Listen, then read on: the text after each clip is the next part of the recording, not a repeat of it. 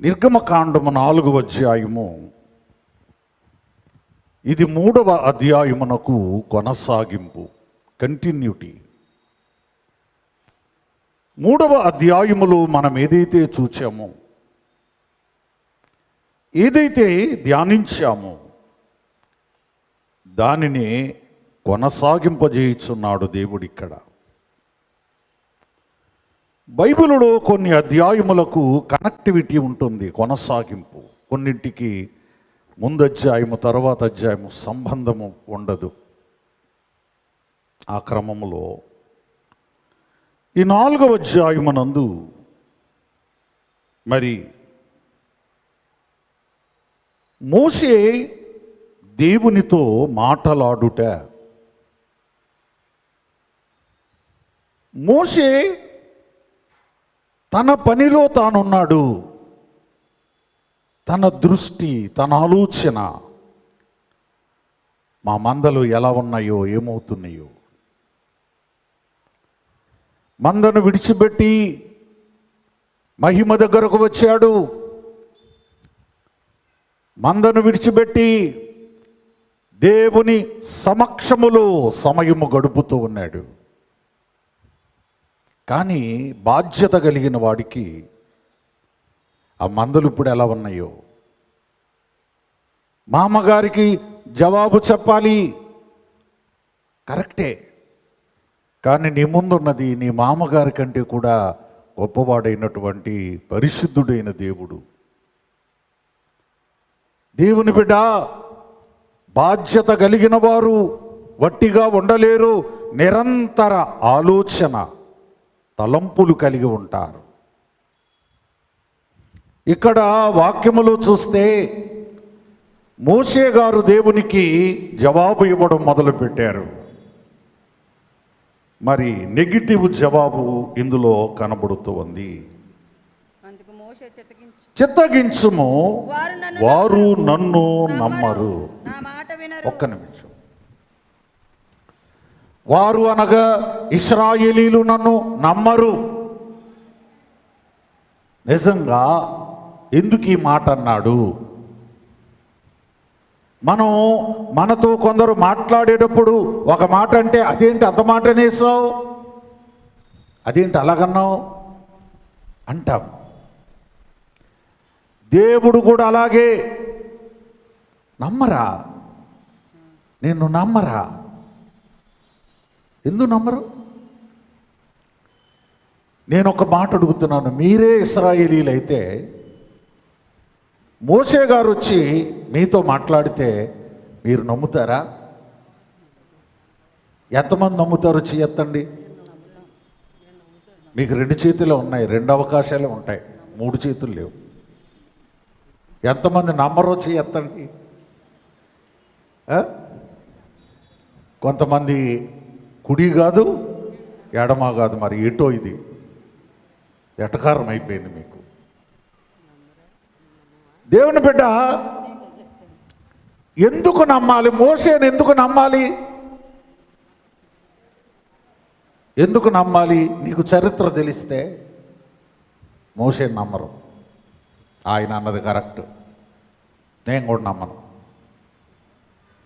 ఎందుకు నమ్మాలి? ఒక మనిషిని ఎందుకు నమ్మాలి మనం?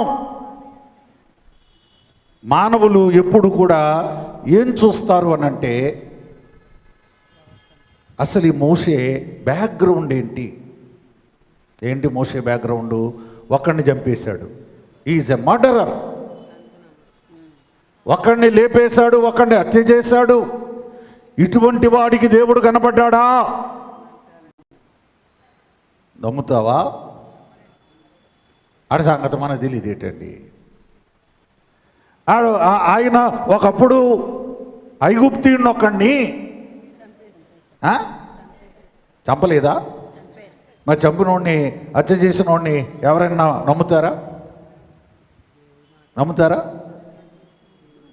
ఏమ్మా, మీరు ఒక మంచి పాదురుచి చెప్తే నమ్మరు, కానీ ఓ పోరంబోకుడు చెప్తే ఆడి మాటే నమ్ముతారు. మరి ఆడు అన్నాడు కదండి, ఇంకంత చెప్పింది వివరం ఇచ్చిన తర్వాత కూడా మళ్ళీ ఆఖరణ ఆ మనిషి ఏమంటుందంటే, మరి ఆయన అలాగన్నాడు కదండి. అసలు వాడు ఎవడాడు? ప్రియులారా, మోషే సొమ్ము కొరకు, దోచుకోవడం కొరకు, మరొక దాని కొరకు ఈ మానవుని చంపలేదు. కానీ దేవుని జనాంగమును ఇబ్బంది పెడుతున్నటువంటి వారిని, అంటే దేవుని పిల్లలను ఇబ్బంది పెట్టేవాడు నెంబర్ 1 సాతానుడు. ఎవరండి? సాతానుడు. ప్రియులారా, ఈ ఫరో అనేవాడు పెద్ద సాతానుడు. వాడి గురించి రేపు చెప్తాను నేను. మీకు ఫరో అంటే ఇష్టమేనా? ఎంతమందికి ఫరో అంటే ఇష్టం లేదో చెయ్యొద్దండి. ఎవరికి ఇష్టం ఉండదు బహుశా. చెయ్యొత్తని వాళ్ళందరికీ ఫరో గారు అంటే ఇష్టమే. మీకు ఒక మాట చెప్పనా నేను? మీరు ఎప్పుడైనా ఫరోని చూసారా? నేను సీరియస్గా అడుగుతున్నాను. మీరు ఎప్పుడైనా ఫరోని చూసారా? చచ్చిపోతే చూడలేదా? చూపించమంటావా? ఇక్కడే ఉన్నారు ఫరోలు. ఎంతమంది ఫరోలు ఉన్నారు ఇక్కడే. మీకు బాధ కలిగిన నేను ఆ పేరే పెడతాను. అసలు ఫరో అంటే ఏంటి రేపు చెప్తా డీటెయిల్గా, బట్ క్లూ ఇచ్చి వదులుతాను అన్నమాట. ఓకే, ఫరో అంటే ఏంటి? 5వ అధ్యాయంలోకి వచ్చేసరికి మీ అందరూ తెలిసిందే ఇది. మోషే గారు, అహరోను గారు వెళ్ళి ఒకటే చెప్పారు. ఏం చెప్తున్నారు? ఏం చెప్తున్నారు? ఇశ్రాయేలీల దేవుడైన పోనిమ్మని ఆజ్ఞాపించుచున్నాడు. ఫరోగాడు నవ్వాడండి. ఆడికొచ్చిందండి నవ్వు. ఇప్పుడు చెప్తాను, జస్ట్ రేపు ఎక్స్ప్లెయిన్ చేస్తాను నేను. ఫరో ఎంత నవ్వుకున్నాడంటే ఎక్కెక్కెక్కెక్కి నవ్వాడు. ఎందుకో తెలుసా? మీకు దేవుడు ఉన్నాడా?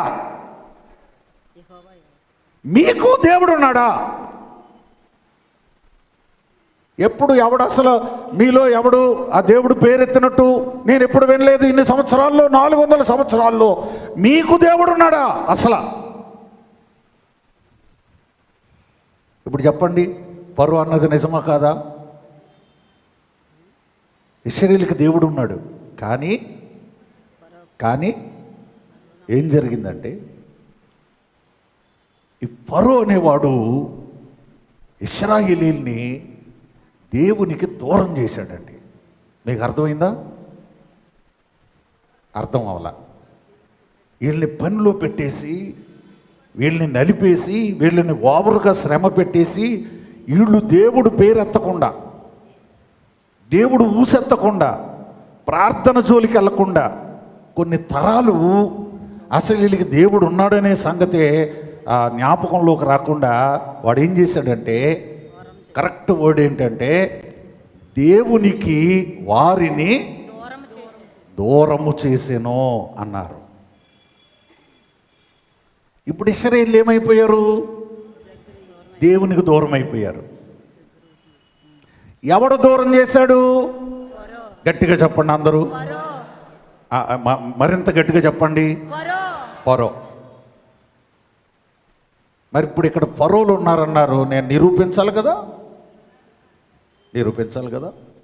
ఇక్కడ చాలామంది వారి పిల్లల్ని దేవునికి దూరం చేసేస్తున్నారు. మీకు బాధ కలిగినా నేను ఇలాగే అంటాను. ఇది రికార్డ్ అవుతుంది, చూసుకొని పిల్లలకు చూపించుకో. చాలామంది పిల్లలు ఈ శుక్రవారపు దినాన్న ఇక్కడ 4 నిలబడ్డారు అని అంటే, నా గుళ్ళో యవనస్తులైన ఆడపిల్లలు 4 ఉన్నారా? ఎందుకు వీళ్ళు దేవునికి దూరం అవుతున్నారు? ఎవడో దూరం చేశాడు అనే మాట కంటే కూడా ఇక్కడ చాలామంది తల్లులు, చాలామంది తండ్రులు వారి పిల్లల్ని దేవునికి దూరం చేస్తున్నారు. ఈ దూరం రాకడ మేఘం ఎక్కకుండా అయిపోద్ది, జాగ్రత్త. ఇప్పుడు ఎంత ఏజ్ వచ్చినా సరే శుక్రవారం ప్రార్థనకు రాకపోతే వారానికి ఒక్కరోజు కూడా రాలేరా వాళ్ళు? రాకడని చెప్తున్న దినాల్లో కూడా వాళ్ళు రాకపోతే నాకేమన్నా అరుగుద్దా? ఇక్కడ మాకు గుడికి ఏమన్నా తరిగిపోద్దా? నీ బిడ్డల బాగు కొరకే నేను చెప్తా ఉన్నాను, నీ బిడ్డల మేలు కొరకే నేను చెప్తున్నాను. మా పిల్ల ఇది చదివింది, ఇంత పొడుగు చదివింది, అంత పొడుగు ఇక్కడ చదువు. ఓ పిల్ల ఆగిపోతే మీరందరూ చుచ్చు అనుకుంటున్నారు లోపల. నేను మెచ్చుకుంటున్నాను, అట్లీస్ట్ అది నిలబడింది ఇక్కడ. అది ఈ పాదర్ అంటే. నిలబడి నువ్వు ఎంకరేజ్ చేయకుండా మనం వాళ్ళని డిస్కరేజ్ చేసాం అనుకో, వాళ్ళు ఇంకా నిలబడరు అనమాట. అట్లీస్ట్ ఇంతమందిలో వాళ్ళు నిలబడినందుకు అప్రిషియేట్ చేయాలి. ఆ పిల్లకి సెకండ్ ఇవ్వాలి మీరు అందరూ కూడా. నీ పిల్లలు లేరుగా అక్కడ. నీ చదువు కోసం, నీ పరీక్షల కోసం నన్ను ప్రార్థన చేయమన్నావు. ఆ చదువు ఎవరి కోసం? సంవత్సరంలో ఒక్కరోజు సిలువ ధ్యానాల్లో ఎలాగ ఇది లేదు కదా, సంవత్సరంలో ఒక్కరోజు నీ చదువు దేవునికి ఉపయోగపడకపోతే మేము ఎన్ని ప్రార్థనలు చేస్తే నీ ఇంటర్వ్యూలు సక్సెస్ అవుతాయి, లేకపోతే సంఘం ప్రార్థన చేస్తుంది, సన్నిధి వారు ప్రార్థన చేస్తారు. దేవుని బిడ్డ ఫరో అనేవాడు పని ఏంటంటే దేవుడు అనే మాట ఎత్తకుండా చేయాలి. ఇంతకాలానికి రామసేస్ 2 కాలం వచ్చేసరికి వీళ్ళు వెళ్ళి ఇదిగో మా ఇశ్రాయేల్, ఏంటి ఇశ్రాయేల్కి దేవుడు ఉన్నాడా అంటే దేవుడు లేడు. వీళ్ళకి ఏ దేవుడు లేడు. మాకు దేవుళ్ళు ఉన్నారు ఐగుప్తులో, మాకు వాళ్ళు ఉన్నారు, మాకు వీళ్ళు ఉన్నారు, మాకు సూర్యుడు దేవుడు, నది దేవుడు, అది దేవుడు, ఇది దేవుడు, గోవు దేవుడు అని 10 మంది దేవుళ్ళు ఉన్నారు వాళ్ళకి అక్కడ. ఓకే, కప్ప దేవుడు, పేను దేవుడు, ఇట్లా చాలా దేవుళ్ళు ఉన్నారు వాళ్ళకి. మీకు దేవుడు ఏంట్రా? ఏ రోజైనా ఆయన బొమ్మ ఉందా, ఆయన విగ్రహం ఉందా, ఆయన ఆకారం ఉందా? మీకు దేవుడేంటి అని పక్కున నవ్వుతున్నాడండి ఈ 5వ అధ్యాయంలో. రేపు మనం విందాం. దేవుని బిడ్డ, దేవునికి నువ్వు ఒక్కదానివే దగ్గరగా ఉంటే సరిపోదు, నువ్వు ఒక్కడివే దగ్గరగా ఉంటే సరిపోదు అయ్యా. నీ కుటుంబం కూడా దేవునికి దగ్గరగా ఉండాలి. నువ్వు ఒక్కళ్ళవే పరలోకం వస్తే నువ్వు హ్యాపీయా? నువ్వు ఒక్కడవే మేఘమెక్కితే నువ్వు సంతోషమేనా? సో కాదు అనుకున్నప్పుడు బిడ్డల్ని గద్దించైనా, మందలించైనా, తిట్టైనా, హెచ్చరించైనా, దేవుని బిడ్డ, మరి చిన్న పిల్లలు, ఈవెన్ 10th క్లాస్ చదువుతున్న పిల్లలు కూడా వాక్యం చెప్పడానికి ముందుకు వచ్చారు. వారు చెప్తారు. సో నన్ను ఇశ్రాయేలీలు నమ్మరు అన్నాడు. దానికి బలమైన కారణం మరి నరహత్య అనేది మనం చూసాం. దేవునికి అర్థమైంది. ఎలా నమ్మరు? కొందరు కొన్ని నమ్మరమ్మా. ఎలా నమ్మరు? మాటలతో నమ్మరు. ఎలా నమ్ముతారు? అది దేవునికి తెలుసు. అర్థమైందా? ఎప్పుడు నువ్వు దేవుడి గురించి చెప్తే నీ బంధువులు నమ్మరు అని నువ్వు అంటావు, కానీ నువ్వు చెప్తే నమ్ముతారని నేను అంటాను. ఎందుకంటే దేవుడు మాటలతో నమ్మని వారికి చేతలతో నమ్మిస్తాడు. అర్థమైందా? వెంటనే దేవుడు అన్నాడు, నీకు ఎందుకయ్యా నేను పంపుతున్నాను, నేను పంపానంటే నమ్ముతారా? ఏం అనలా, స్ట్రైట్ అవే లైన్లోకి వస్తాడండి దేవుడు. నీ చేతిలోది ఏంటి అంతే. సరే, డిస్కషన్ వద్దు. ఆ దేవుడు డిస్కషన్ పెట్టడండి, ఆర్గ్యుమెంట్లు చేయడండి. దేవుడు ఎప్పుడు కూడా నరుల్లాగా దీర్ఘంగా మాట్లాడండి. నీ చేతిలోదేంటి? ఆయన తెలుసు నీతో చెప్పించాలని. నీ చేతిలోదేంటి? సో ఈ కర్ర పాము మనకు తెలిసిన కథ ఇది. పడవేసావు, పట్టుకున్నావు, పాము అయింది, కర్ర అయింది. సో ఇప్పుడు నీవు ప్రజల మధ్యకు వెళ్ళి ఇలాగు చేస్తే అప్పుడు నమ్ముతారా? ఏదో ఒకసారి అలా జరిగిందని నమ్మేస్తాం ఏంటి అంటాడు ఒకడు. అవునా? తరువాత మరొక విషయాన్ని దేవుడు మాట్లాడుతున్నాడు. ప్రియులారా, ఏమంటున్నాడు ఆయన? నీ చెయ్యి నీ చెస్ట్ దగ్గర, ఛాతీ దగ్గర పెట్టుకో అన్నాడు. ఎన్నోసార్లు మన చేతులు మన తల మీద పెట్టుకుంటాం, మన గుండెల మీద పెట్టుకుంటాం. మరి గుండెల మీద చేయి పెట్టుకోవడం అంటే దాని అర్థం మీకు తెలుసా? అర్థం తెలుసా? అవన్నీ చిన్న చిన్న మాటలేనమ్మా, మీకు అర్థాలు తెలియాలి. మరి ఒకప్పుడు మేము చిన్నగా ఉన్న రోజుల్లో కొన్ని పద్ధతులు ఉండేవి. ఎవడైనా చెప్పింది నమ్మలేము అనుకున్నప్పుడు వాళ్ళు ఏమనేవారంటే, ఏది గుండెల మీద చేసుకొని చెప్పు అనేవారు. ఎక్కడ? మీరు ఎవరైనా విన్నారా ఇలాంటి మాటలు?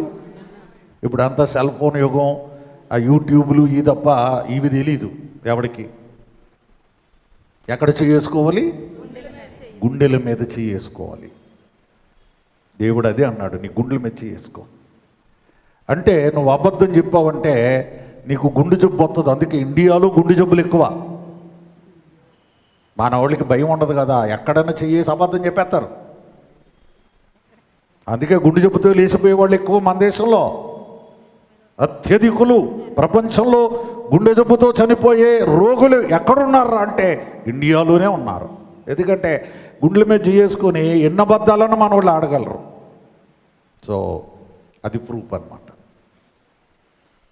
దేవుడు అంటున్నాడు, ఇదిగో నీ రొమ్మున నీ గుండెల మీద నువ్వు చేయి పెట్టుకో.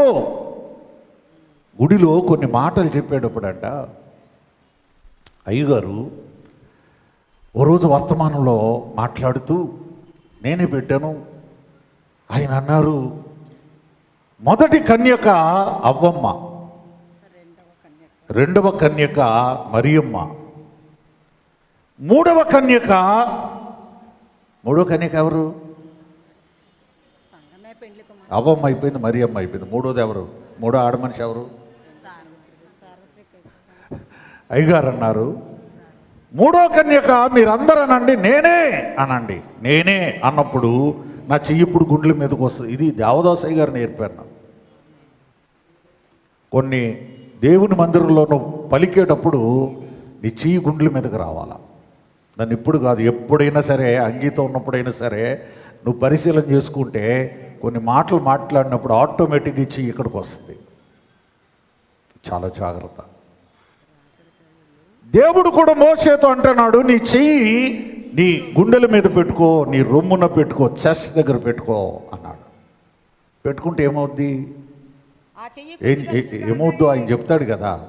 నువ్వు అనుకున్నది ఏం జరగదు. ఇంకా బాగా తయారవుద్ది, గొప్పగా తయారవుద్ది అనుకుంటున్నావేమో, అది జబ్బు గల దానిగా నేను మారుస్తున్నాను. అది ఒక కుష్టు వ్యాధి కలిగిన దానిగా నేను మారుస్తున్నాను. అదొక పనికి రాని చేయిగా నేను చేస్తున్నాను. నార్మల్గా మిమ్మల్ని గుండెల మీద చేయి పెట్టుకోండి అని అన్నాను అనుకో, మామూలుగా ఓకే, ఒకసారి మీరు పెట్టుకోండి, మోసేలాగా గుండెల మీద చేయి పెట్టుకోండి, నేను చూస్తాను. ఎవరు పెట్టట్లా? రెబుక్క పెట్టట్లా? నీ బైబిల్ ఉంటుందా? నేను అందరికి చూస్తున్నాను. నేను ఇప్పుడు నాకు చెప్పండి, మీరే చేయి పెట్టారు? కుడి చెయ్యి. మోసే గారు కూడా కుడి చేయి పెట్టారు. కొన్ని నీకు అర్థం అవ్వాలంటే నీతో యాక్టింగ్ చేస్తాను నేను. ఇప్పుడు చెయ్యి అనగానే మనందరికీ ఏ చెయ్యి వెళ్ళిపోయింది, నేను కుడి చేయి పెట్టుకోండి అని అన్నానా? లేదు కదా. ఆటోమేటిక్గా ఎవరికైనా ఈ రైట్ హ్యాండ్ వెళ్ళిపోద్ది ఇక్కడికి. ఇప్పుడు మోసే గారు బయటకు తీస్తే ఈ చెయ్యి పనికిమాలిన చెయ్యిలాగా, ఎండిపోయిన చెయ్యిలాగా అయిపోయింది. ఇప్పుడు అయిపోతే ఏంటంట, సడన్గా ఒక చెయ్యి అలా మారిపోయేసరికి ఇప్పుడు కుడి చెయ్యి, ఇది రైట్ హ్యాండర్స్, మనం మ్యాక్సిమం రైట్ హ్యాండర్స్ ఉంటాం కాబట్టి కుడి చేతి వాడటం మంది సో ఉంటాం కాబట్టి నార్మల్గా ఏం చేస్తామంటే మనం కుడి చేతితో అన్నం తింటాం కదా. ఇప్పుడు అన్నం ఎలా తినాలి? First doubt. కుడి చేతితో మనం పని చేసుకుంటాం కదా. మనం రాసిన కొన్ని వస్తువులు మనం పట్టుకున్నా, పెన్ను పట్టుకున్నా కొన్ని వస్తువులు మనం పట్టుకున్నా, నువ్వు సెల్ ఫోన్ నొక్కాలంటే ఏ చేత్తో నొక్కుతావు నువ్వు? అది. మరి ఆ కర్ర పట్టుకుని మందలను తోలాలన్నా నీకు అలవాటు అయిపోయినటువంటి ఈ చెయ్యి, ఇది కానీ ఎండిపోతే, ఇది కానీ ఏమీ పట్టుకోలేని స్థాయికి వెళ్ళిపోతే, ఇది పనికిరానిదిగా మారిపోతే ఏంటి పరిస్థితి? మోషేకి చాలా బెంగ పట్టుకుంది. మీరు సాల్లో ఈవెన్ ఈవేళ కూడా చెయ్యి నాకు పైకి వస్తలేదండి అనే వాళ్ళని చూశారు ఎప్పుడన్నా? ఇవాళ ఒక అమ్మ ఇంతకు మించి వచ్చేది కాదండి అన్న. నేను అడిగాను, పబ్లిక్లోనే అడిగాను, నీకు జాకెట్ వేసుకోవడం కష్టమయ్యేది? చాలా కష్టమయ్యేదండి. ఎందుకంటే అలాంటి కేసులు ఎన్నో చూశాను నేను. మరి లేపాడుగా దేవుడు. ప్రియులారా, ఈ చెయ్యి లేకపోతే, కుడి చెయ్యి, నేర్పరితనము కలిగినటువంటి చెయ్యి, జీవితం ఎలా నడుస్తుంది? భయం పట్టుకుంది మోషేకు. కాబట్టి ఎప్పుడైతే భయపడుతున్నాడో దేవుడు అన్నాడు, మరలా నీ గుండెల మీద పెట్టుకో, నేను బాగు చేస్తాను. ప్రియులారా, గుండె పాడవలేదు, ఈ రొమ్ము భాగం పాడవలేదు, ఇదంతా బాగానే ఉంది. కానీ ఏం పాడైంది? చెయ్యి. ఒక సంఘంలో ఒక పాస్టర్ గారు స్వస్థత ప్రార్థనల ద్వారా దయ్యాలు వెళ్ళగొడుతూ కొన్ని అద్భుతాలు చేస్తూ ఉంటే పబ్లిక్లో కొంతమంది కామెంట్లు మొదలెట్టారంట. ఈయనే వాళ్ళకి డబ్బులు ఇచ్చి అలాగ యాక్ట్ చేయిస్తున్నాడు, ఇలా చేయిస్తున్నాడు, అలా చేయిస్తున్నాడు అనే కామెంట్లు మొదలుపెట్టారంట. అప్పుడు ఆ పాస్టర్ గారు, మరి ఒకడు కడుపు నొప్పుతో ఉండలు తిరిగిపోతామంటారు చూడండి, ఆ స్థాయికి వచ్చేసి గిలగలు ఆడిపోతుంటే, మీలో ఇంకా అద్భుతాలంటే చిన్న చిన్న అనుమానాలు ఉన్నవాళ్ళు ఎవరైనా ఉంటే ఒక్కసారి ముందుకు రండి, మీకు ఒకటి చూపిస్తాను అంటే కొంతమంది వచ్చారంట. వచ్చిన తర్వాత ఈ పాస్టర్ గారు ఏం చేశారంటే, రా ఈడు పక్కన నిలబడు బాబు అని చెప్పి ఏం చేశాడంటే, వీని కడుపులో ఉన్నటువంటి నొప్పి వాని కడుపులోనికి వెళ్ళిపోవునుగాక యేసు నామములో ఆమేన్ అనగానే ఇప్పుడు ఈడు నిలబడ్డాడు, ఆడు దడాల్మని పడిపోయాడు. ఉంటాయి కొన్ని అనుమానాలు ఉంటాయి. అర్థమైందా? జబ్బులు వదలగొట్టేటప్పుడు నీకు తెలీదు, జబ్బులు వదలగొట్టేటప్పుడు ఆ చేతులు నీ ఒంటి మీద తీసేయి, దూరంగా పెట్టు, పొరపాటున నా ఒంటికి తగులుద్దేమో. ఎన్ని గమనించాలమ్మా ఒక బోధకుడు, ఎన్ని దృష్టిలో పెట్టుకోవాలి. పొరపాటున మర్చిపోయానండి అంటే అది కానీ ఇందులో ఈ బాడీలోకి వచ్చిందనుకో, ఏమనుకుంటారు అసలు? స్వస్థ ప్రార్థనలు అంటే కత్తి మీద స్వామిది తెలుసా మీకు? అందుకే కొన్ని చెయ్యను నేను. ఈవెన్ గదిలో ప్రార్థన చేసేటప్పుడు కూడా ఆ రోగి మోకరించి కొన్నిసార్లు నా కాలు మీద ఎక్కడో ఆ చెయ్యి పెట్టారనుకో, తీసేస్తాను నేను. టచ్ చేయకూడదు.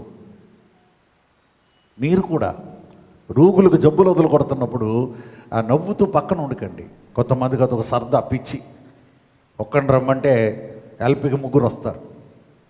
నేను అందుకని ఎవరిని రావద్దు, నువ్వు బా అని చెప్తాను నేను. ఇలాగే మన సంఘంలోని ఒక అమ్మ, మరి ఫోన్లో దయ్యం వదలు కొడుతున్నాను నేను. మరి వదలు కొడుతున్నప్పుడు ఇప్పుడు తారామణిలో వదిలిందనుకో దయ్యం, పక్కనున్న రిమక్కను పెట్టేసుకుందంట. మళ్ళీ పావుగంటలో ఫోన్ వచ్చింది, ఏమండి ఆవిడని వదిలేసిందండి, ఈవిడ పట్టుకుంది. ఏమే ఆవిడలోకి ఎందుకు వెళ్ళేవే అంటే పక్కన ఆ మనిషి ఉందండి అంతే. కుదరదు, వెళ్ళిపోవాలి అని అన్నాను. అప్పుడు అది నన్ను అడుగుతుంది, నన్ను ఎవరిలోకి వెళ్ళమంటారు మీరే చెప్పండి అంతే. ఎవరిలోకి వెళ్ళాలా? మా అబ్బాయి పక్కన ఉంటే మా పెద్ద అబ్బాయిని అడిగాను, ఈ మధ్యన మనతో గొడవలు ఎట్టుకున్న వాళ్ళు ఎవరైనా ఉంటే ఒకసారి గుర్తు చేసుకుని చెప్పండి. ఆడి పేరు చెప్తాను. మనతో కెలుక్కున్న వాళ్ళు, గొడవలు ఎట్టుకున్న వాళ్ళు ఎవరైనా ఒక్కళ్ళు గుర్తు వస్తే టకిమని చెప్పండి. అది అడుగుతుంది. ఎందుకంటే నేను ఇప్పుడు ఎవరిలోకి వెళ్ళమంటే వాళ్ళలోకి వెళ్ళడానికి రెడీ. అప్పుడు మళ్ళీ ఇక్కడికే కదా వస్తారు, లేదా ఎక్కడికి పోతారో మంత్రగాడి దగ్గర పోయి 4 చెప్పు దెబ్బలు తింటారో, జుట్టు పట్టుకుని కుట్టించుకుంటారో, ఆ తర్వాత సంగతి అది. దేవుని బిడ్డ, దైవ ప్రభావము, దైవ శక్తి, దాన్ని తక్కువ అంచనా వేయకూడదు. అందుకే దైవజనులతో గొడవలు పెట్టుకోకండి. అంటే దైవజనులు మిమ్మల్ని ఏదో హాని చేస్తారని, అంటే అట్లాంటి భావన నేను చెప్పట్లేదు, బెదిరించట్లేదు. కానీ మోషే యొక్క చేతిని దేవుడు సంపూర్ణంగా స్వస్థపరిచాడు. ఆయనే గాయము చేయవాడు, ఆయనే మాన్పువాడు. దేవుని బిడ్డ, మరి మూడవది, ఆ నీరు తీసి ఆ ఏటి గట్టు మీద కొంచెం పొయ్యి అని అన్నాడు. నీళ్లు పొయ్యగానే రక్తముగా మారిపోయినాయి. 3 అద్భుతమైనటువంటి శక్తులు. పాము అనగా సాతాను, సాతానును పట్టుకో అన్నాడు. సాతాను మీద నీకు విజయము, సాతాను మీద నీకు జయము నేను ఇస్తున్నాను. దాన్ని నువ్వు పట్టుకున్నావు, దాన్ని తోకను పట్టుకున్నావు, ఆ పాము కర్రగా మారింది. నువ్వు పట్టుకున్నది కర్రను కాదు, నువ్వు పట్టుకున్నది పామును.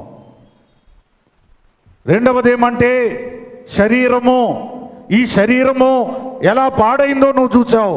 ఆ శరీరాన్ని నేనే బాగు చేశాను. శరీరం మీద నీకు అధికారం ఇస్తున్నాను. సాతాను మీద నీకు అధికారం ఇచ్చాను, శరీరం మీద నీకు అధికారం ఇచ్చాను. ఇక మీదట నువ్వు నీ శరీరమే కాదు, ఏ శరీరమైనా సరే బలహీనపడినప్పుడు, జబ్బు పడినప్పుడు, ఇబ్బంది పడుతున్నప్పుడు ఆ శరీరాలను ఈ రీతిగా నువ్వు స్వస్థపరచవచ్చు. ఓకే. మూడవది నీరు. నీరు అనగా సృష్టిలో ఎక్కువగా ఉండేది నీరు. ఈ సృష్టిలో భూమి ఎక్కువ ఉందా, నీరు ఎక్కువ ఉందా అంటే నీరే ఎక్కువ ఉంది. 3 వంతులు నీరుంటే 1 వంతు భూమి ఉంది, అంతే. ఈ సముద్రాలు, నదులు, ప్రియులారా, ఇవన్నీ కూడా విస్తారముగా దేవుడు భూమి మీద కలుగు చేశాడు. సో అంత బలమైన నీటి మీద నీకు అధికారం ఇస్తున్నాను. అందుకే ఈ అధికారాన్ని మోసే ఎక్కడ వాడుకున్నాడంటే ఆ సముద్రాన్ని చీల్చినప్పుడు. ఈ మధ్య కొరియా దేశంలో ఒక సముద్రం నెలకొకసారి ఇలా విడిపోద్దంట. మీకు ఆ రోజు వచ్చినప్పుడు ఆ వీడియో పెడతానులే. దాని అంతటా అదే విడిపోద్దంట. జనాలు వెళ్ళి సరదాగా లోపలికి వెళ్ళి చూస్తారు. మళ్ళా అది కొన్ని గంటల్లో మళ్ళీ వెనక్కి వచ్చేస్తుంది. అంటే బైబిల్ని ఎవడైనా నమ్మకపోతే అటువంటి వారికి సమాధానం చెప్పడానికి ఇటువంటి సాదృశ్యాలు దేవుడు పెట్టాడు. ఎప్పుడైతే టీవీ వాళ్ళకి ఈ సంగతి తెలిసిందో వాళ్ళు వెంటనే ఏమంటారంటే, బైబిల్లో మోసే కాలంలో ఇలా జరిగిందంట. ఇప్పుడు చూసావా, దానివలన బైబిల్ హైలైట్ అయింది. దేవునికి మహిమ. ప్రియులారా, ఈ పొద దగ్గర దేవుడు చేస్తున్న ఒక ముఖ్యమైనటువంటి కార్యం ఏమిటంటే, ఒక మానవునికి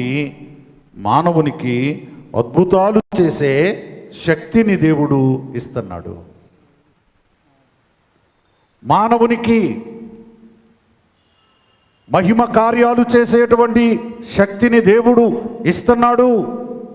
ఇక్కడ దైవ ధ్యానంలో మనం అదొక మహిమ గల పొద. ఈ మహిమ కలిగిన పొద యొద్ద దేవుడు మోషేను ఎలా మార్చాడు? ఒక మహిమ జీవిగా, మహిమ మనిషిగా ఆయన మార్చాడు. తన మహిమలు ఆయనకిచ్చాడు. ఆయన మానవులకు అప్పుడప్పుడు కొందరికి ఏం చూపిస్తాడంటే, మనం యెషయా గ్రంథాన్ని గట్టిగా ధ్యానిస్తున్నాం కదా. నేను చాలాసార్లు మీకు ఆరోగ్యం చెప్పేటప్పుడు చెప్పాను. యేసు ప్రభువారు ఏమంటారు? యెషయా ఆయన మహిమను చూచినందున. యెషయా ఏం చూచాడు? ఆయన మహిమను చూచాడు. ఆయన మహిమను చూచినందున ప్రియులారా, యెషయా మాత్రమే కాదు, మోషే ఆయన మహిమను చూచాడు. ఇవాళ స్వస్థత కార్యముల ద్వారా మనం ఏం చూస్తున్నామనంటే దేవుని మహిమను చూస్తున్నాం. దేవుని మహిమను చూస్తున్నాం. దేవుడు నన్ను ప్రేరేపించినప్పుడు నేను చాలా వేగంగా ఒక 5-10 నిమిషాల్లో 4 చరణాలు పాట రాశాను. మరి ఆ దేవుడేమో అందిస్తున్నాడు వేగంగా, నేను ఫాస్ట్గా రాసేసా దాన్ని. అన్నీ స్వస్థతలే అయితే ఏం బాగుంటుంది పాట, స్వస్థత చరణాలు వచ్చాయి అనుకునే లోపల ప్రభువు నాకు ఇంకో చరణం ఇచ్చాడు. ఇవాళ షాల్లో ఒక చరణం పాడాను, స్వస్థ చరణం పాడాను. ప్రభు ఇచ్చిన ఓ చరణం ఇప్పుడు మీకోసం పాడతా. మహిమా కార్యముల్ చేసి మహిమకు మమ్ము మార్చుచునుంటివి. మహిమా కార్యముల్ చేసి మహిమకు మమ్ము మార్చుచునుంటివి. మహిమా దేవా నీదు మహిమను పాడ మహిమతో కాపితివి. దేవుని బిడ్డ, ఆయన శాలలో చేసే కార్యములు మహిమ కార్యములట. అది దేవుని మహిమతో జరుగుతోంది. మహిమ కార్యములు చేసి ఎందుకు చేస్తున్నాడు, ఎందుకు మన కన్నుల ముందు చూపిస్తున్నాడు అంటే మహిమకు మనలను మార్చుచు ఉన్నాడట అవి చూడడం ద్వారా. దేవుని బిడ్డ, మహిమ దేవా నీదు మహిమను పాడా. ఆయన మహిమను మనం పాడాలంట. ఇశ్రాయేలు పాటలో ఆయన మహిమను పాడేదము అని ఉంటుంది. మహిమతో మమ్మను కప్పితివి. దేవుని బిడ్డ, దేవుని మహిమ మోషేలోనికి దిగిరావడం. మీలో ఒక మాట అడుగుతాను నేను, అది ఒక 50-60 సంవత్సరాల ఇప్పుడు దేవదాసయ్య గారి కాలంలో వచ్చిన సినిమా 10 కమాండ్మెంట్స్ అని ఇప్పటికీ కూడా యూట్యూబ్లో ఉంటుంది. అందులో కనీసం ఆ మోషే పొద దృశ్యాన్ని మినిమం చూడండి. యూట్యూబ్ అందరికీ ఫ్రీయే కదా. సో ఏముంటుందంటే మోషే గారు పొద దగ్గరికి వెళ్తారు ఆ ఫిల్మ్లో. నేను చెప్పేది అంటే భక్తితో చూస్తే భక్తి విషయాలు కనబడతాయి. నేను సీక్రెట్ చెప్తాను, మీరు ఫిల్మ్లో చూడండి. ఓకే, మన బైబిల్ ప్రకారంగా మోషే గారు వెళ్ళాడు పొద దగ్గరికి, మోషే గారు వచ్చాడు. మనకు అంతే నాలెడ్జ్ ఉంటుంది ఇక్కడ.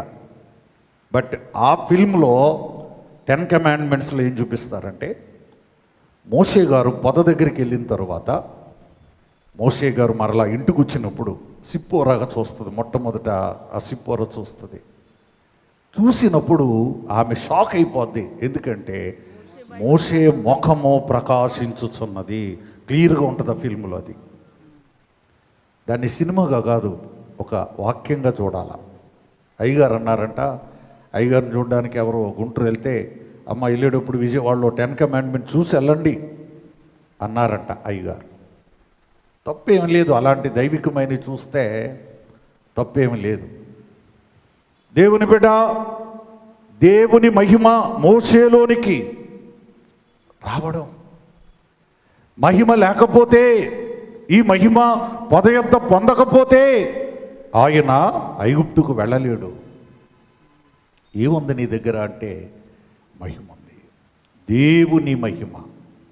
అందుకే ఎవరు గమనించగలరు, ఎవరు వివరించగా. మహిమను అందరూ వివరించలేరు, అందరూ గమనించలేరు. ప్రియులారా, మరి సృష్టి మీద ఆయన అధికారము మోషేకు అనుగ్రహించాడు. మరి మోషేకు దేవునికి ఎన్నో సంభాషణలు జరిగాయి. ఎంతో డిస్కషన్ జరిగింది. ప్రియులారా, అయినను ఒక మోషే సందేహములన్నీ కూడా దేవుడు తీర్చి తన మహిమతో నింపి ఇంక పద అన్నాడు. అప్పుడు మోషే ఐగుప్తుకు ప్రయాణమై వెళ్ళాడు. ప్రియులారా, అలాగే ఈ మోషే 40 దినాల ప్రార్థన నేనేమంటానంటే ఒక పొద వంటిది. ఈ పొద యొద్దకు పనిగొట్టుకుని ఆకర్షింపబడి, దేవుడు నువ్వు రా అని అనలేదు కానీ ఆకర్షించాడు, ఆ మంట దగ్గరకు ఆకర్షించాడు. ఈ ప్రార్థనకు ఎవరైనా రావచ్చు, ఏ సంఘం వాళ్ళైనా రావచ్చు, ఎందుకంటే ఇతర సంఘాల్లో ఉండదు కనుక. మళ్ళీ ఆదివారం మీ గుడికి వెళ్ళండి, వాక్యం వినండి, పొద దగ్గర వెలగండి. ఆ మస్టు రాలిపోయింది, ఆ మలినము రాలిపోయింది, ఆ మటర్ వలన అంటినటువంటి కళంకము మోషేలో నుండి రాలిపోయింది. కాలిన మాస్టు రాలిపోవును,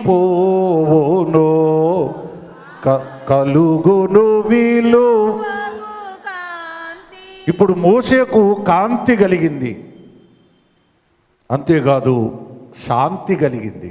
అంటే ఎంతకాలం నేను ఒకరిని చంపాను మనశ్శాంతి లేదు లోపల. యథార్థవంతులకు ఉండదు, రెగ్యులర్గా తప్పులు చేసే వాళ్ళకి ఏముండదు, కానీ లోపల కొందరికి మనసులో మండిపోతూ ఉంటుంది అన్నమాట, కాల్చేస్తూ ఉంటుంది ఆ తప్పును. దేవుని బిడ్డ, ఇవాళ కాంతి కలిగింది, శాంతి కలిగింది. ఈ పొద యొద్దకు వచ్చిన ప్రతి వారు కూడా ఈ 40 దినాలు వెలిగింపబడాలి. మరి కాంతిని సంపాదించుకునుట 2, శాంతిని సంపాదించుకునుట. ప్రభు శిష్యులతో ఏమన్నాడు తెలుసా? నా శాంతిని మీకు ఇస్తున్నాను. అమ్మ, ఎవరికి శాంతి ఉండదు? ఇప్పుడు ఒక పరీక్ష ఉంది, ఎగ్జామ్ ఉంది, అన్నీ చదువుకుని వచ్చాడు, వాడికి చాలా శాంతి ఉంటుంది మనసులో. ఏమీ చదవలేదు వాడికి, చెప్పండి, వాడికి మనశ్శాంతి ఉండదు. అన్నీ రాసేసినోడికి శాంతి, సగమే రాసినోడికి. అంటే ఇప్పుడు ప్రభు శిష్యులకు శాంతిని ఇస్తున్నాను అన్నాడు, అంటే జరగబోయే అన్నీ కూడా ఆయన వాళ్ళకి చెప్పేశాడు. అర్థమైందా? ఇప్పుడు దేవుడు కూడా నీకు రాకడ విషయంలో ఇతరుల కంటే ఎన్నో విషయాలు దేవుడు నీకు చెప్పేస్తున్నాడు. ఇప్పుడు నువ్వు శాంతి కలిగి, మనశ్శాంతి కలిగి, పర్లేదు మనం వెళ్ళిపోతాం, లోకం ఏమైపోయిందన్నది నీకు అనవసరం, నువ్వు వెళ్తావా లేదా అన్నది. నేను మొన్న మా సేవకుల మీటింగ్లో మా పెద్దలందరూ ఉండగా నేను డైలాగ్ వేసాను మా వాళ్ళకి. అంటే రాకడ తర్వాత ఏం జరుగుద్ది కూడా నేను ఊహిస్తానన్నమాట. ఇప్పుడు నేను కానీ వెళ్ళిపోయాను అనుకో, మా సేవకుల్లో కొంతమంది ఎవడన్నా మిగిలిపోయాడు అనుకో, ఇప్పుడు విజయరాజు గారు లేరు కనుక నేను ప్రెసిడెంట్గా ఉంటాను అంటాడు ఒకడు. అంటాడా? అండా? అది నువ్వు సెక్రటరీగా ఉండరా అంటాడు ఇంకొకడిని. ఇప్పుడు ఎందుకే ప్రెసిడెంట్ గారు డబ్బులు ఎక్కడ ఇట్టిల్లాడంటావు అంటాడు ఇంకొకడు. అంటే మిగిలిపోయిన వాళ్ళకి మనశ్శాంతి ఉండదు. ఆ తర్వాత ఆ ఉన్న శాంతి కూడా సాతాను గడి తీసేస్తాడు అనుకో, అంత్యక్రీస్తు గాడు. ఆడు ఎలాగో ఆడు తగులుకున్నాక ఇంకే శాంతి ఉండదు, ఏ శాంతి ఉండదు. సో ఇప్పుడు శాంతి ఎవరికి? మేఘం ఎక్కిన వాళ్ళకి. సో మేఘం ఎక్కుతాం అనే కాన్ఫిడెన్స్ నీకు ఉంటే నీకు భయం ఏంటి? ఇంకా నీకు భయం ఏంటి? మోషే ఇప్పుడు ఐగుప్తుకి ఎలా వెళ్తున్నాడంటే విత్ పవర్స్, శక్తులతో వెళ్తున్నాడు. నా దగ్గర శక్తి ఉంది, చెయ్యి ఎక్కడ పెట్టాను, చెయ్యి కానీ పరుగుడు నెత్తి మీద పెడితే ఎవడేం చేయలేడండి మనల్ని అనే ఒక కాన్ఫిడెన్స్తో మోషే గారు వెళ్తున్నాడు. నీళ్లు తీసి గొట్టె మీద వేసాను, అక్కడ నెత్తురైంది. ఇది తీసి వాడి నెత్తి మీద వేస్తే, ఈ పాముని ఆడి మెడలో చుట్టేస్తే, సో శక్తులుంటే ఎలాగైనా వాడవచ్చు. అర్థమైందా? శక్తులుంటే చెప్పండి, ఎలా అయినా వాడవచ్చు. పవర్స్ ఉంటే ఈ 40 దినాల్లో దైవశక్తిని నువ్వు సంపాదించాలి, అందుకోవాలి, పొందుకోవాలి. ఈ ఏడాది ఏదో ఉట్టి వాక్యం వినడానికి కాదు. దేవుని బిడ్డ, దైవ ధ్యానము, దైవశక్తి అందుకొనుట, పొందుకొనుట. నువ్వు వెలగాలి, వెలుగు సంపాదించుకోవాలి, మహిమలోనికి నువ్వు మార్చబడాలి, ఒక మహిమను పాడేంత స్థాయికి నువ్వు చేరుకోవాలి. అలాంటి గొప్ప ధన్యత, అలాంటి గొప్ప భాగ్యము ప్రభు ఈ 40 దినాల ప్రార్థన ద్వారా కూడి వచ్చిన మనెల్లరకు, మనొక్కొక్కరికి దానముగా, ధారాళముగా ప్రసాదించును గాక. ఆమేన్.